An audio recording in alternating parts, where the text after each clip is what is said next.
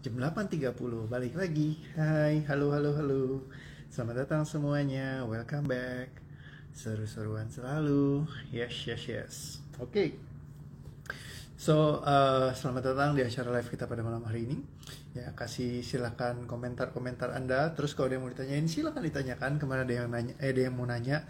Terus saya lupa pertanyaan terakhir kemarin yang belum kita bahas apa ya, karena waktunya udah habis. Jadi kemarin belum dilanjutkan jawaban dari pertanyaannya. Kemarin ada yang menarik kayaknya pertanyaannya ya. Jadi silakan ditanyakan kalau ada pertanyaan. Halo kok, salam dari Belopa. Halo Kak Monira. Selamat malam juga. Ada Kak Helmi, Kak Suna sudah datang, Kak Rahmi, halo Kak Cehanti, welcome. Kak Isa, Kak Rani, Kak Winar, Kak Nurmawanti, selamat datang semuanya, selamat malam, welcome back. Purbalingga hadir, oke, malam IC, yes, Josh. Selamat malam semuanya, selamat malam Kak Lintang, yes, Kak Leni juga dari Bandung, Kak Leni Aritonang, halo Kak. Kak Elia Netri, selamat datang. Kak Suryani juga datang, Kak Fitriani, halo semuanya, selamat datang. Ada Cikoni, Email, halo selamat datang juga. Ya, welcome. Instagram sudah mulai rame, Facebook sudah juga cukup banyak ya. Jadi selamat datang semuanya. Oke. Seru. So, tema hari ini, ada hal yang menarik buat saya yang bikin saya kayak apa ya, kayak mungkin tema yang ini kayaknya nggak enak buat kita bahas hari ini, jadi saya jadikan tema rahasia saja. Nanti khusus yang di TK aja deh. Jadi saya ganti tema yang lain. Ngomong-ngomong, yang kemarin ditanyain apa sih, aku lupa, ada yang belum kita belum kita bahas ya. Jadi mungkin kita bahas hari ini tentang memahami orang lain ya. Ini jadi hal yang sangat unik juga ya, bahwa kemarin ada yang menuliskan sebuah diskusi. Dia bilang katanya gini, seringkali kita ketika orang ngomong sama kita nggak berusaha memahami, tapi kita berusahanya menanggapi. Nah, jadi memang seringkali kayak kalau misalkan orang lagi cerita misalnya ya, kita tuh bergerak dari respons, kita pengen kayak langsung buru-buru nyampein apa yang ada di pikiran kita gitu ya. Jadi kayak pengen langsung, ini loh yang gue maksud, ini loh yang gue ingin. Jadi kayak aku pernah ketemu orang yang selalu mengoreksi. Jadi ketika lagi ngobrol sama saya ya, terus saya coba ceritakan versi saya, terus dia langsung, bukan begitu kok yang saya maksud begini. Terus langsung, bukan begitu kok yang saya maksud begini, bukan begitu kok yang saya maksud begini, bukan begitu kok yang saya maksud begini. Jadi di satu sisi, padahal yang saya ngomongin, yang saya deskripsikan tentang dia adalah berbasis dari apa yang saya lihat, dan memang setelah saya jelaskan panjang kali lebar dan saya kasih bukti, baru akhirnya dia percaya. Oh, ternyata yang Koreo ngomongin itu benar gitu ya. Karena semuanya ya selama ini salah gitu ya. Jadi kayak dia pikir begitu kan, dibilang bukan kok maksud saya begini. Emang benar maksud kamu seperti itu, tapi sebenarnya bukan soal maksud kamu. Karena kalau bicara tentang maksud kamu berarti kamu sudah tahu apa yang kamu mau ya, tapi ini saya membantu untuk membaca apa yang saya lihat dari kamu gitu. Ketika misalkan baru saya ngejelasin A, dia langsung mengkoreksi.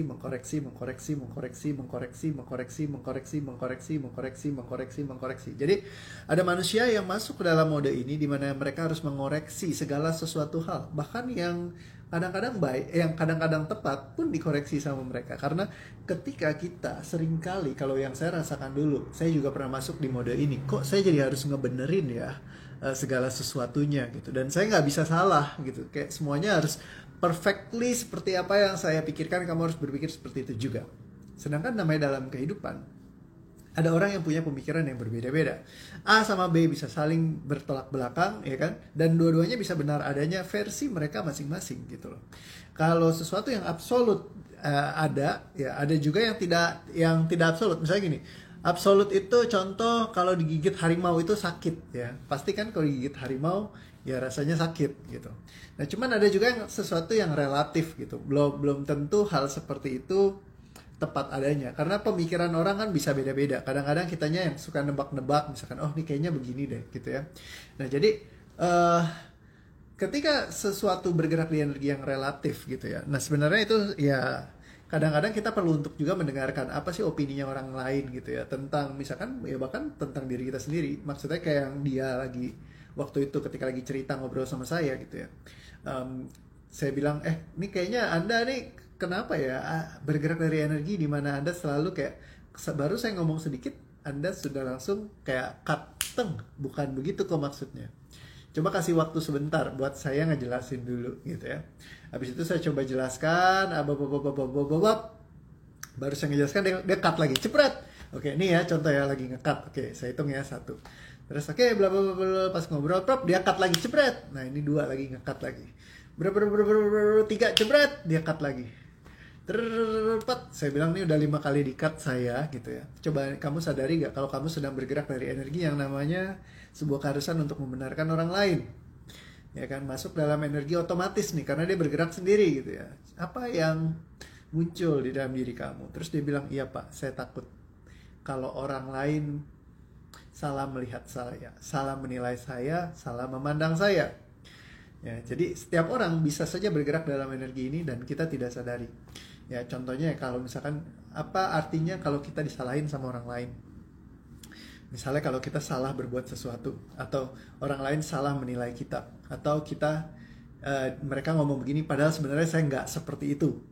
Ya, dan kita perlu untuk membenarkan. Kenapa harus dibenerin gitu? Nah, itu energi di belakangnya apa? Yang membenarkan, yang harus mengoreksi sebuah kesalahan yang dilakukan orang lain. Ya, oh Pak, kalau salah ya harus dibetulin. Yes, betul banget. Tapi kadang-kadang ada juga kesalahan yang nggak perlu dibetulin. Kapan hal seperti itu terjadi? Kalau buat saya pribadi adalah di saat memang hal itu tidak menyakiti siapapun. Ya, misalnya contoh, kalau misalnya dia punya pemahaman itu tidak akan menyakiti dia, tidak akan membahayakan dia, tidak akan merugikan dia. Ya, misalkan dia tetap simpan pemahaman itu dan dia mempercayai dan meyakininya, ya sudah, saya nggak akan berusaha untuk mengoreksi karena pemahaman orang lain tuh berbeda-beda. Kalau buat saya nih, kata dia kan, ada juga yang orang ngomong gitu, bro, kalau buat saya yang penting itu sebenarnya nggak usah dilepaskan emosinya tuh nggak apa-apa. Asal saya bisa kontrol saja itu udah cukup, karena saya bisa kontrol semuanya kok.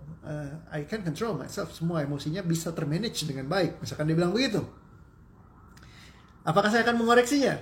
Ya nggak usah gitu, kenapa harus pusing? Oh ya sudah gitu kan. Kalau buat saya emosi disimpan saja, kata dia, itu nggak apa-apa kok. Ya wajar kalau manusia punya emosi. Oh ya sudah gitu. Kalau kita masuk ke energi sebuah keharusan untuk membenarkan, mungkin saya akan kayak fight mati-matian. Jangan bro, emosi itu perlu dilepaskan, dibuang, bukannya dikendalikan, bukannya dikontrol, bukannya dipendam, bukannya diredam, dibuang. Jangan pernah disimpan. Masuk ceramah kuliah umum ya. Nah, sedangkan bagaimana kalau misalkan just be happy aja? Kalau dia punya pemahaman seperti itu, ya hormati saja. Kalau dia mau mengendalikan emosinya, ya izinkan dia mengendalikannya. Kalau dia mau, misalkan kayak teman sahabat saya, ada yang kayak, ayo bro kita sukses sama-sama. Tapi dia nggak memilih untuk itu, dia nggak mau gitu ya. Terus, lu juga bisanya ngomong doang, lu yuk kayak gitu. Oh ya sudah, nggak apa-apa, ya kan. Ada lagi yang teman saya yang lain ngomongnya, ya lu sih enak, udah sukses, ngemeng tuh gampang, ngomongnya gitu. Ya sudah lah ya, kalau misalkan dia ngomong kayak begitu kan itu pilihannya dia. Ya kan, kalau orang mau masuk ke dalam kondisi ketidaktahuan ya, atau mau masuk ke kondisi tanda kutip kalau Anda label mereka itu sebagai sebuah kebodohan misalnya ya itu pilihan mereka gitu. Jadi mereka ya melakukan seperti itu ya nggak apa-apa. Kita nggak perlu untuk membela diri kita, ya nggak perlu untuk membuktikan sesuatu. Berapa banyak orang yang dalam kehidupan mereka bergerak dari energi di mana mereka harus membuktikan sesuatu dalam kehidupannya. Saya nih bisa loh, saya nih begini, saya nih hebat. Biasanya dibilangnya, kalau orang menyakiti kamu, mengatakan kamu begini, kamu begitu, pembalasan terbaik adalah kamu buktikan sama dia, jadi bukti gitu ya. Ya boleh juga kamu jadi bukti, itu kan sebuah pilihan. Kalau kamu mau jadi bukti silahkan gitu. Nah, kalau nggak mau jadi bukti juga silahkan. Jadi Anda bergeraklah dari energi karena memang Anda ingin berhasil dan sukses, bukan karena Anda butuh untuk membuktikan kepada orang lain gitu. Jadi kalau misalkan memang Anda ujungnya jadi bukti, ya bersyukur aja gitu. Tapi bukannya hanya sekedar bergerak dari energi keharusan untuk kita bisa karena kita ingin membuktikan kepada orang lain. Ya jadi nggak ada apa ya, kayak ya bisa juga sih kayak gitu sih pilihannya. Nah lihat gak sih, jadi kayak saya ya sudah kalau Anda memilih seperti itu saya nggak pusing gitu loh, karena hidup adalah pilihan. Saya menghormati pilihan Anda mau memilih itu nggak apa-apa ya kan, ya itu pilihan yang Anda pegang, hold dear terhadap pilihan itu. Misalkan kalau Anda mau lepaskan juga bisa, itu alternatif. Tapi kalau misalkan kalau kamu mau buat melepaskannya, ya itu juga pilihan kamu juga gitu. Mungkin bisa bikin hidup kamu lebih nyaman, lebih happy gitu ya. Ada teman saya yang pengen membuktikan, karena saking pengen membuktikan kepada orang lain, ya balik lagi jadi hitam putih nih, pengen ngebuktiin banget, akhirnya jadi semuanya jadi bergerak di sebuah keharusan ya kan. Belum waktunya, oke, beli kemarin nih kayak belum waktunya beli mobil, dia beli mobil misalkan. Belum waktunya beli beli barang-barang mahal, dia beli barang-barang mahal. Belum waktunya dia beli rumah, dia paksain beli rumah gitu ya. Habis itu kena corona, kemarin rumahnya dijual gitu ya, karena pusing bayarnya. Ya, jadi kayak begitu ada yang ya gimana ya? Kita makanya perlu punya indikator. Kalau kata Pak Ipo Santosa misalkan contoh ya, cicilan aja jangan pernah lebih dari 35% dari income kamu misalnya. Nah, waktu itu dia maksain pas lagi cerita, "Wah, ini lagi corona, bisnis saya turun, baba cerita sama saya. Emang kamu ada cicilan apa? Cicilan ini gitu ya, dia bilang. Pas dihitung aja teman-teman, income dia itu belasan juta gitu ya, belasan juta waktu sebelum corona ya. Terus dibayarin semua cicilan sama kebutuhan rumah tangga, sisa di rekening itu cuma tinggal 700.000 gitu ya. Jadi kayak nggak ada sisa sama sekali gitu. Hidup dari begitu ada gangguan sedikit, goyang semuanya langsung berantakan kayak gitu. Udah gitu gaya hidup nggak mau berubah, masih di tempat-tempat yang mahal yang mewah gitu ya. Dan ya jadi gali lubang tutup lubang akhirnya. Masih ke tempat gym yang bagus segala macem. Saya bilang yang pertama, ngapain nge-gym, kan udah habis masa begini gitu kan. Ada teman saya yang lain lagi gitu kan. Ya gaya hidupnya kita berubah lah gitu. Kalau misalkan udah nggak, ya misalkan dia nggak produktif seperti dulu lagi karena kena pengaruh corona imbas, ya udah perampingan dong gitu loh. Ya, lifestyle masih jalan gitu, sedangkan bisnisnya dia terkena guncangan misalnya. Jadi kayak gitu juga perlu untuk bijaksana dalam melihat ya kan. Nah tapi kan ya pengen jadi bukti nih, orang udah pada ngelihat gue bagus, masa terus gue turun sih kualitas hidupnya gitu kan. Nah jadi setengah mati lagi kayak gitu. Nah kadang-kadang ada yang seperti itu. Kenapa? Mempertahankan karena ingin membuktikan.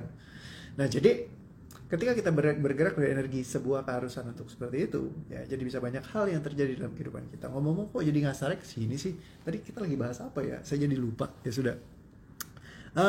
Life is choice, hargai pilihan orang lain walau kita tahu hal yang ingin kita sampaikan baik. Hati lebih lega karena tidak berharap lebih. Yes, jadi tidak perlu untuk membuktikan kepada orang lain, ya kan? Tidak perlu untuk membenarkan sesuatu yang mereka anggap salah kita. Misalkan, oh si Reo begini. Ya sudahlah, terserah kamu mau melihat apa, ya kan? Ya itu pilihan kamu gitu. Jadi kayak nggak perlu kita untuk membuktikan. Padahal saya lagi masuk dalam energi pembuktian nih, tiap hari lagi ngebahasnya di IC. Kita buktikan gitu ya. Oke, kok jadi keadikan saya sakit. Kak Fitri bilang, saya sama adik saya sedang nggak bagus hubungannya, sakit hati nggak baik, gimana supaya lepasin cara nyesak sakit hatinya, bla bla bla. Datang, kalau saya bikin BTK datang aja, itu biasa ngelepas kayak gitu. Ya kok aku juga pernah bilang gitu, ngomong sih gampang, udah gitu dia left dari grup. Yes, kadang-kadang orang seperti itu ya. Mereka punya pilihannya masing-masing kayak gitu ya. Nah jadi ya itu pilihannya mereka. Ya kita nggak perlu untuk mengubahkan pendapat mereka, kecuali memang kalau misalkan di kondisi-kondisi situasi tertentu. Kayak contohnya yang tadi saya cerita di IC. Kenapa saya lagi kayak, oke, kita perlu buktikan karena untuk sesuatu hal yang lebih baik lagi, yang lebih besar di masa depan kayak gitu. Tapi kalau buat yang sisanya kayak cuman buat ngebuktiin sama tetangga, gara-gara tetangga pernah menghina keluarga kamu gitu. Kalau keluarga kamu pernah dihina sama tetanggamu, balas gitu ya. Nggak usah gitu ya, nggak usah pusing kayak gitu. Ya kan? Ya karena ibaratnya kalau Anda pengen membuktikan, kalau memang karena itu sebagai suatu jalan yang memang dipilih dan akan menjadi expand, lebih luas lagi, lebih dahsyat lagi, nggak apa-apa. Tapi bukan berarti karena Anda mau membuktikan kepada orang tersebut. No, it's not about that. Ya karena kita mau membuktikan kepada sesuatu yang lebih seru lagi, yang lebih asik lagi misalkan. Jadi kita bahas ke sana gitu ya. Kalau katanya Kak Eli, IC pembuktian yang bergerak dari pilihan, bukan dari keharusan. Benar banget. Exactly. Jadi dari pilihan, tapi sekaligus keharusan karena mereka yang pegang itunya. ya kan? Karena kadang kalau misalkan orang yang megang ibaratnya gini, ada yang menilai gitu ya. Ketika kita nilainya dapat bagus, karena mereka yang menilai ya sudah gitu, dan kita bisa ting gitu ya. Kalau udah ngomongin IC, Aika bengong, hello, ya nggak apa-apa. Makanya nggak tahu kan rahasia gitu ya. Pembuktian tepat konteks dan kontennya ya kok. Yes, Kak Feni, betul sekali. So, kapanpun Anda bergerak dari energi di mana Anda perlu untuk mengoreksi, membenarkan segala sesuatu yang salah, yang menurut Anda salah. Coba perhatikan apa yang terjadi selama ini dalam kehidupan Anda yang bikin Anda bergerak dari energi itu, di mana Anda harus membuktikan kepada orang lain. Gue bisa loh, ini loh gue. Perhatikan semua energinya. Sadari bahwa Anda tidak perlu membuktikan apapun. Ketika Anda tidak perlu membuktikan apapun sama sekali dalam kehidupan Anda, perhatikan energi apa yang muncul. Sadari, terima, ambil setiap pesannya, ikhlaskan. Semua yang menguncinya, cabut, batalkan, tidak katakan, lepaskan, musnahkan. Tarik nafas. Dan lepaskan. Dan semua yang menghalangi Anda untuk melepaskan semua hal ini, semuanya disadari, diterima, pesan diambil, diikhlaskan, dan dilepaskan semuanya. Tarik nafas, tahan, dan lepaskan. Dan semua energi di mana Anda harus membuktikan kepada orang lain, apapun itu dalam kehidupan Anda, kamu harus jadi bukti. Kapanpun kalimat ini menjadi penting, signifikan dalam hidupmu, terima, ambil setiap pesannya, ikhlaskan, dan lepaskan. Tarik nafas, tahan, dan lepaskan. Oke. Jadi lepaskan sebuah keharusan bukan berarti Anda tidak boleh jadi bukti. Jadilah bukti. Tunjukkan kepada mereka bahwa Anda bisa. Ya kan? Tapi bukan karena Anda ingin balas dendam sama mereka. Kapanpun Anda memiliki dendam tersembunyi karena kekesalan Anda, merasa direndahkan atau semacamnya, perhatikan energi apapun itu yang pernah ada dalam diri Anda. Sadari, terima, ambil setiap pesannya, diikhlaskan dan dilepaskan. Tarik nafas, tahan, dan lepaskan. Bagaimana kalau kita tidak dihargai? Apakah itu pembenaran juga kok? Ya kan, merasa tidak dihargai atau tidak kan dari kita juga. Ya kan? Kalau misalkan kita merasa tidak dihargai, ya kita tidak dihargai. Ya jadi karena kita yang memaknakan seperti itu. Kalau enggak kan juga enggak, ya mungkin biasa aja kali ya. Tidak dihargai seperti apa nih? Mungkin perlu saya gali lagi lebih dalam. Ya kan, karena setiap orang pengalamannya beda-beda. Oke, so thank you. Mungkin itu aja pada hari ini. Sampai ketemu lagi besok jam 8.30. Semoga tidak ada perubahan apa-apa. Ya seperti biasa, ingat kalau lagi bulan puasa mungkin kadang-kadang ada switching jadwalnya secara tiba-tiba ya, tapi hopefully sih lancar semua 8.30 tanpa ada pergeseran ya. Terima kasih teman-teman semua. See you again. Have a productive week. Makin seru, makin asik, makin dahsyat, makin luar biasa hidupnya, makin banyak rezeki, berkat, kelimpahan, pokoknya semua kemudahan selalu menyertai. Terima kasih. See you again. Bye bye. Sampai ketemu lagi. Dah. Love you all.